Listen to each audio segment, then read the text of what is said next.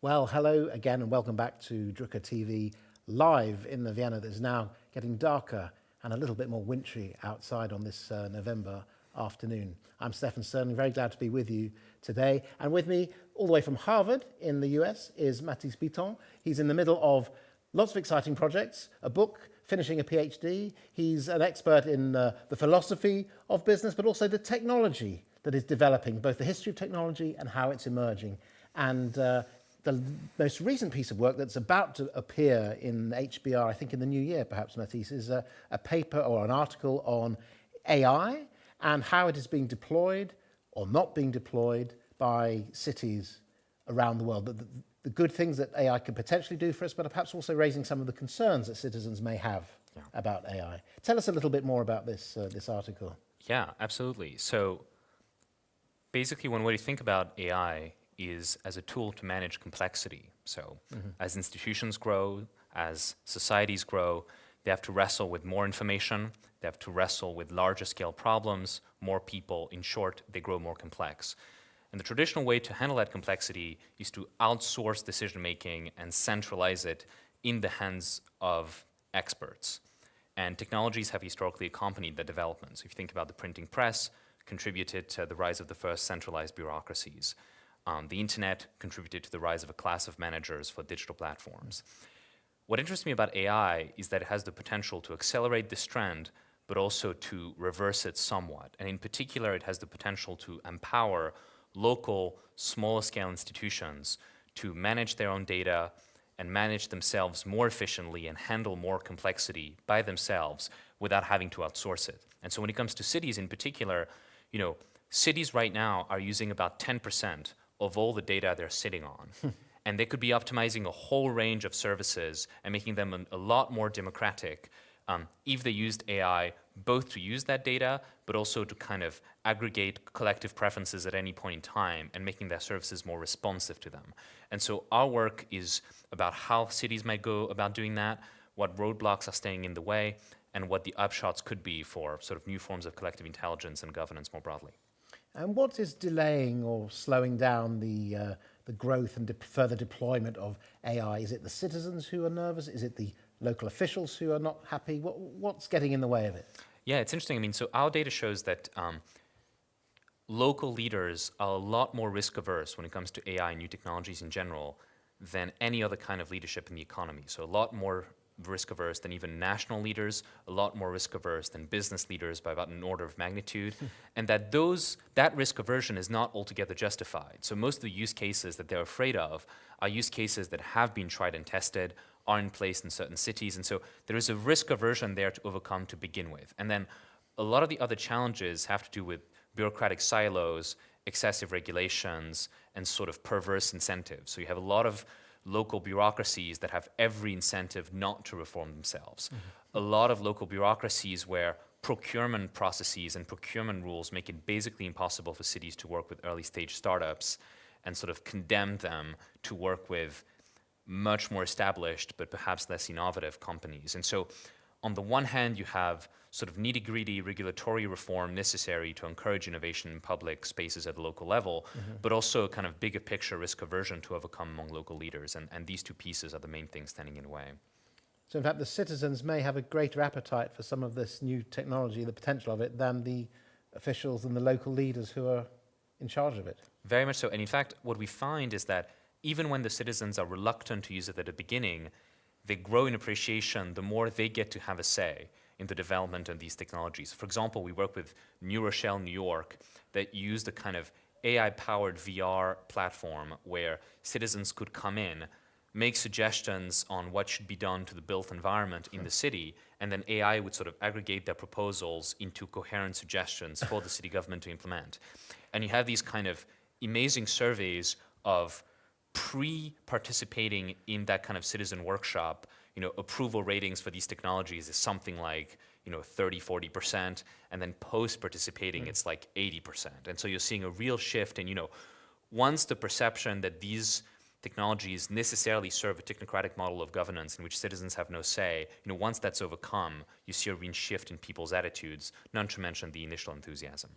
So the citizens are finding that the AI is rather more impressive and competent than the human beings that they were looking to in the first place. Well, it's interesting because, of course, I don't want to suggest that, the AI is in any way a substitute for human leadership, Right. be it at the local level or anywhere else. Yes.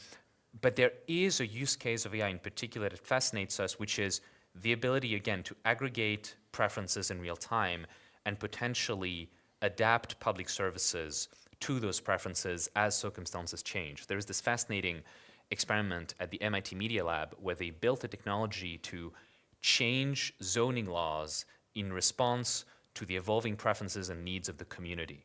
And so, if the community happens to need more houses at XYZ area, less in XYZ area, the zoning laws automatically change. And they've partnered with a handful of cities to see how that can impact the housing supply.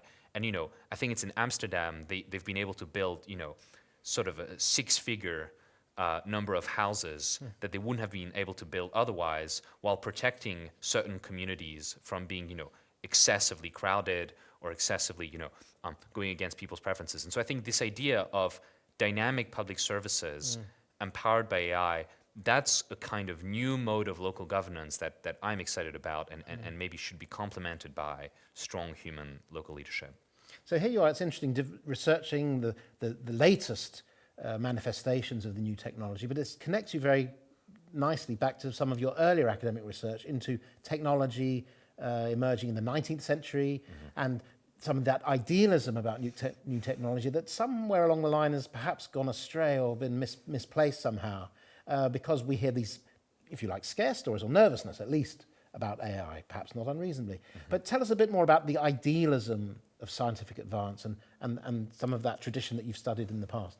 Absolutely. So my dissertation dealt with 19th century defenders of technology, but who came out of the Romantic tradition.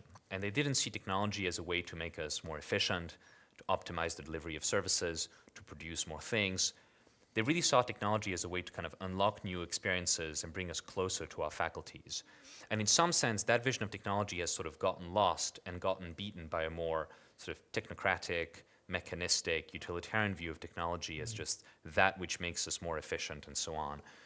But I sort of want to say that there is some value in recapturing this earlier vision. And we're seeing it with kind of, there are some technologies now that are experimenting with, engineering dreams or giving us kind of new experiences in this area. But we're also seeing it with the forms of collective intelligence I was outlining with AI, where, there is a version of AI that's a very technocratic, kind of outsourcing more and more decision-making to algorithms that are becoming more and more opaque and sort of losing meaningful collective agency. But there is this other vision of AI as a kind of aggregator of evolving preferences and circumstances in which it sort of empowers democratic dynamism rather than sort of hinder it from the top. And that's something I'm interested in, for sure. And you referred, I think, in your earlier work to a Promethean image. Now, Prometheus discovered or took fire, I don't know if he discovered it, but he took fire to the masses and the gods were angry with him. Yeah. And you've traced this sort of pattern of Promethean behavior, the slightly maverick or even scary figures who bring us the new stuff. Absolutely.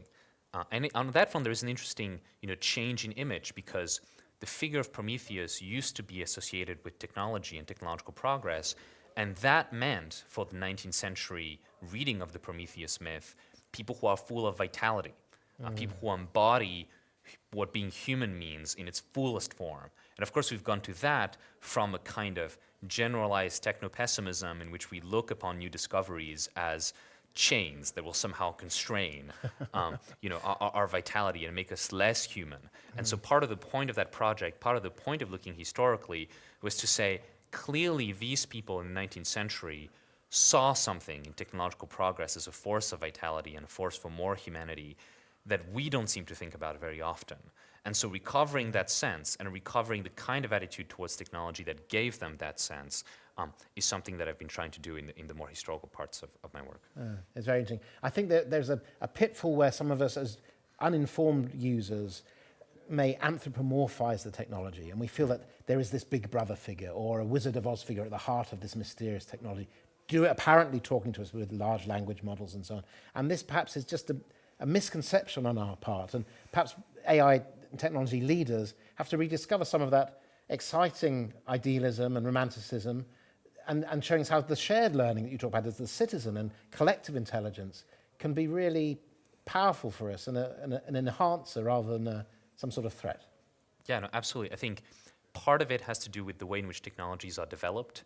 So it just is the case that a handful of tech companies develop the vast majority of advances with very little input from the general public. That probably has to change if we are to recapture the 19th century excitement around technology.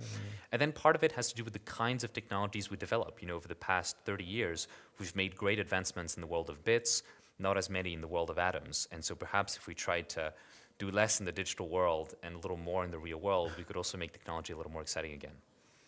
Well, thank you, Mathis. That's really enlightening and helpful, and nice to have a positive technology-related story as opposed to some of the stories that some of us in the media spend a lot of time going on about. So thanks very much for your time here today. Thanks so much.